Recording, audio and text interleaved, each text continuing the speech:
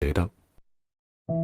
好多事情唔係逃避就可以解決，好多嘢唔係掩飾就可以抹咗佢。冇乜邊個可以做到所有人都滿意，就算你再圓滑，喺利益衝突之下，亦都唔可能將一切都做到皆大歡喜。總會有啲人受傷。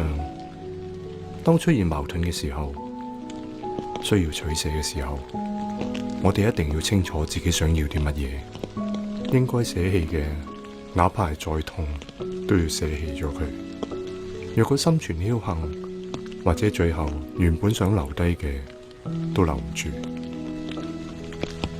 我曾經遇到過一個咁樣嘅修行者，佢話佢修行係為咗逃避現實，逃避現實中嘅喧鬧、嘈雜同埋人生諸多嘅唔好嘅嘢。呢個顯然係對修行嘅誤解。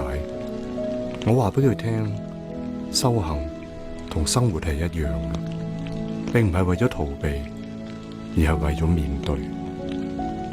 如果為咗逃避而修行，咁你已經離開修行十分遠，而且會越嚟越遠。前進嘅路上係有汗水同埋淚水嘅，難免會為咗某啲人同某啲事而傷心難過。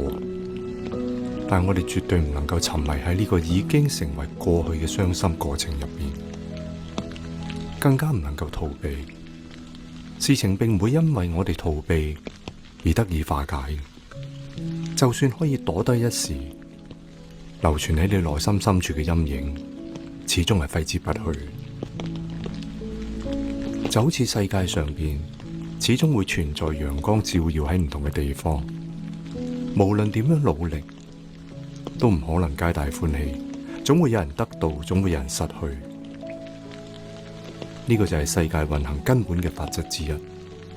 我一直都認為，人生中真正嘅喜樂係源自於對於痛苦嘅領悟。冇經歷過痛苦嘅人，唔可能感受到快樂。正確咁面對得到同失去，得到嘅就應該得到，失去嘅就由佢失去，而唔係心存僥倖咁百般挽留。只有經歷過呢啲嘢，並且有好深嘅感悟，我哋先會懂得珍惜。而呢種珍惜正係人生嘅寶藏，可以俾我哋帶嚟一個快意無悔嘅人生。一個人喺修行嘅時候，係冇辦法回避嗰啲俾我哋帶嚟痛苦嘅人同埋事嘅。無論係逃避定係掩飾，都唔係生活嘅本質。痛苦從來都係我哋精神嘅上司，只有精神上面得到啦，先至會達到一個更高嘅境界。